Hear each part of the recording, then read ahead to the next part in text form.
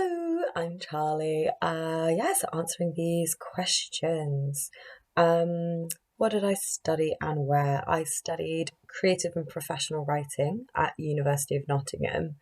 It's sadly not a degree anymore, which is a shame.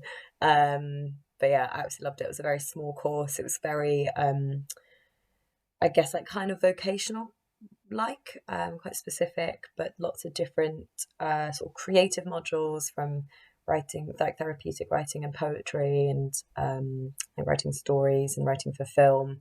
To then the professional side, like copy editing, copywriting, kind of looking more at the grammar side, and yeah, it was very very interesting. Um, what is my current job? I am a content and project manager for an environmental charity called Global Action Plan.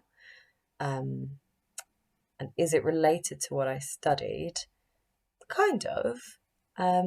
I took a bit, I think I expected to go into kind of more something like very specifically writing, and I suppose I always saw that as publishing or something related.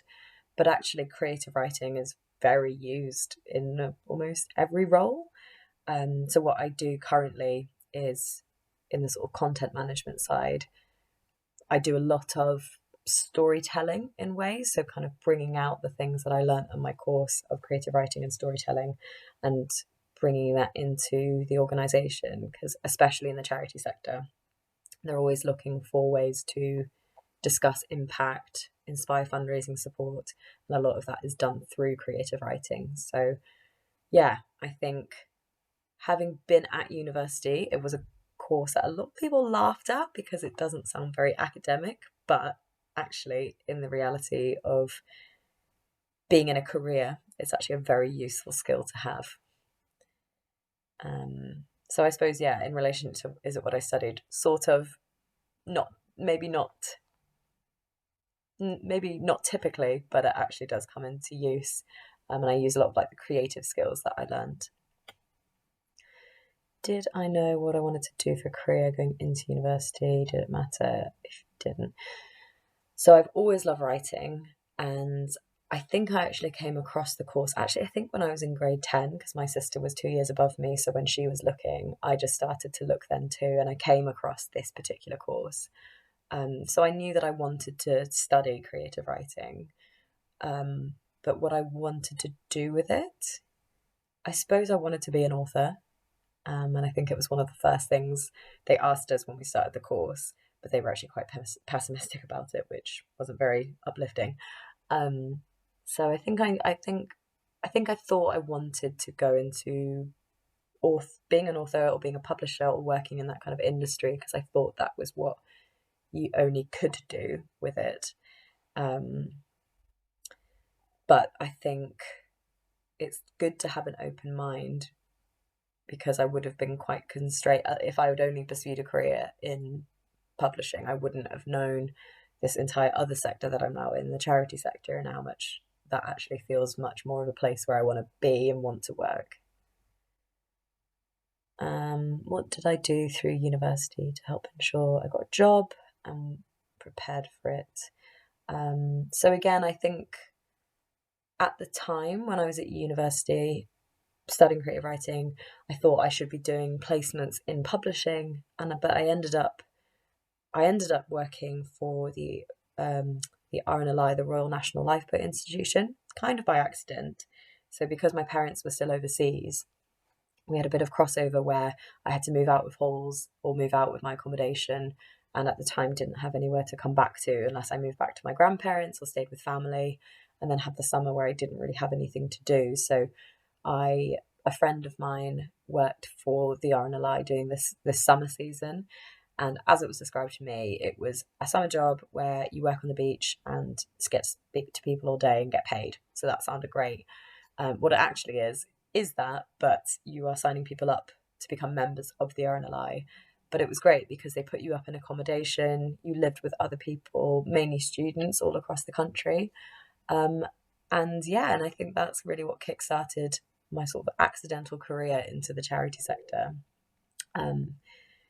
So I did that every summer. I did 2 summers where I did just fundraising, and then the third summer I was promoted to a senior fundraiser. So that was when I was kind of overseeing the other fundraisers, managing, training, and just overseeing the campaign logistics. But yeah, so I guess like in some ways it prepared me for the career that I then went into, but not necessarily what I was studying at the time. But it all worked out, and that's definitely, I think, advice I'd give to myself. How many places did I apply to before I got this job? So I guess my job applying experience has been very mixed. I was very lucky. Straight out of university, I got a job while I was still in the final summer of my RNLI summer season. So I actually had been offered a job even before my graduation. So went into the RNLI summer, and then went straight into another job. So I thought that that's just how the career, how easy it was. And then I went traveling for a little bit after the first job, came back, had a quite stressful month of applying, but again was very lucky. I got a lot of interviews and offers. So again, just had a very blasé attitude towards applying for jobs, whereas lots of other people I know, even my sister, had struggled quite a bit. When I was applying for this job I'm currently in, very different situation. It was coupled with the fact that it was the pandemic, and I think a time when a lot of people were trying to move jobs. I was also trying to move into the environmental sector, and I think probably a difficult time because it was a very topical time, and I imagine a lot of people wanting to move into that. So I struggled. I had about 10 months of applying for jobs, not really hearing it back. I can't actually remember how many places I applied for, but interestingly, this place that I work for now, I actually interviewed with when I first moved to London. And I didn't end up getting that job, but they did tell me to keep in touch with them. And I didn't really think much of it, but I did. And I did some volunteering with them. I just sort of kept on their radar, kept reiterating my interest because I really liked them and I loved the sort of culture at the organisation. And then, yeah, out of the blue, I got an email. So this must have been 3 years after that first interview. I got an email asking if I wanted to come and work for them. So, yeah, it felt really lucky. I'm actually, sadly, the contract, because I got brought in on a contract and that's coming to an end and they can't keep me on at the moment. So I'm going into another job, similar in like marketing and communications with another environmental charity. But the experience that I've got from where I've been now has really set me up. And I, was very lucky. I got a job quite quickly with that. So I really credit it to where I've come from and where I've been. So what helped me get this job? So I guess I've sort of done fundraising. So I've obviously have an academic career in academic background in creative writing. Then went into fundraising.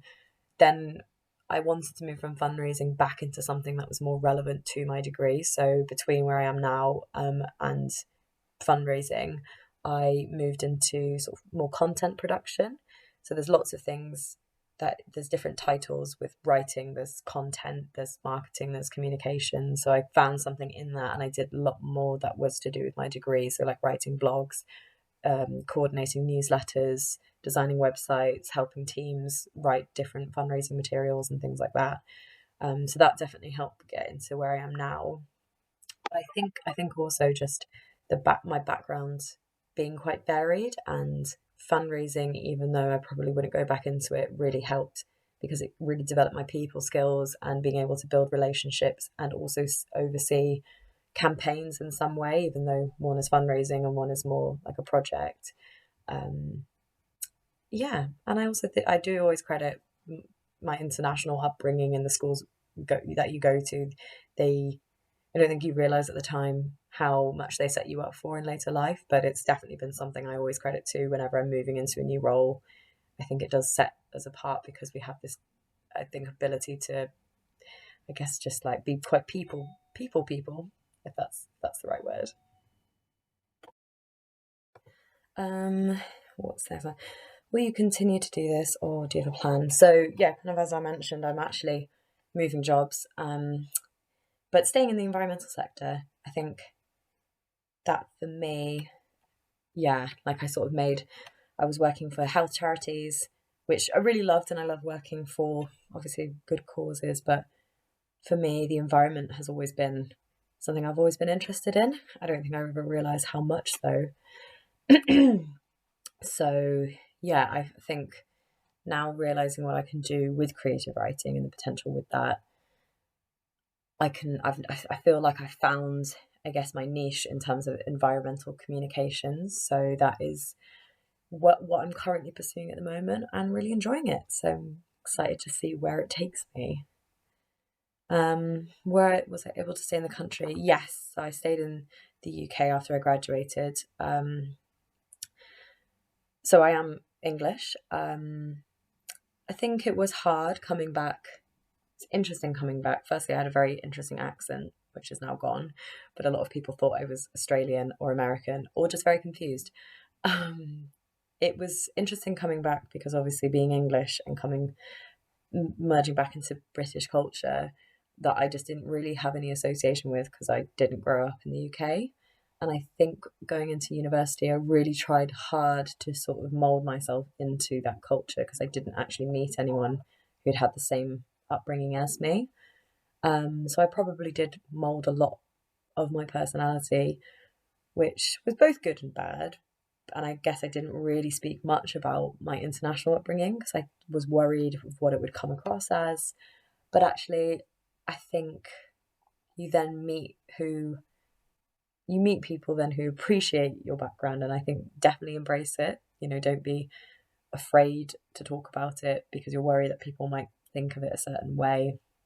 I think that's such a huge part of me, and it's kind of, I now have it as like, it's, I guess, yeah, it's a huge part of me, and I don't like hiding it away. And I now find it much easier to, yeah, like be British, but also not British sometimes. And I've sort of learned to kind of accept that. And yeah, I guess one thing I found really hard was coming back to the UK and everyone could sing the song of Fresh Prince of Bel-Air, which is a very popular show here. And I didn't know the words and just felt like a fraud.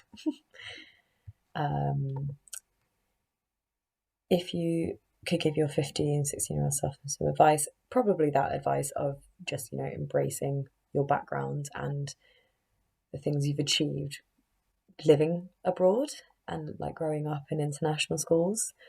I think trusting the process as well, knowing that it is going to work out. And even if I think not having so much of a set plan and just seeing what happens. Because if you kind of try to have so much of a plan, you might not see the other things around, which also could be better. And yeah, I think if I'd have been so focused on a publishing career, I wouldn't have noticed how much I'd enjoy working in the charity sector and how much that would give me. Do you feel Unison always prepared you for where you are? Yeah, absolutely. I suppose I have nothing else to compare it to because I was there and don't know what it would have been like growing somewhere else. But I think just to have a very open mind. Theory of knowledge in IB has really helped and hindered me in so many ways because I can either never agree on a point, but I also love to discuss things and see things from different points of view. And that really helps in my line of work as well, working in the charity sector and, lending empathy to causes that I might not necessarily be going through, but be able to, I suppose, relate to in some way. Yeah, and I think it's drawn me to people who are like that as well. And I have a really lovely network around me of people who are very caring and very compassionate and see that world in the way I do as well. And I also just have amazing friends still from Eunice that I still see a lot, and they are everything really to me. Yeah, I feel like it's such a thing that brings you together, and I know I'll be friends with them for life. I could do it all over again. I guess just do more writing. I think enter into, I know it's quite a niche thing for me, but like really pursue what I love doing and really find things to do to I guess because I've been in the process of applying for jobs lately, being able to talk about things that you've done in your past, like real achievements, even if at the time you feel like, oh, but I want to be doing other things. Like it's fun to pursue what you're passionate about. Yeah, that'd be, I guess. No, don't mind posting this counselling website. Rambled a little bit. It's a little bit over 10 minutes, but yeah.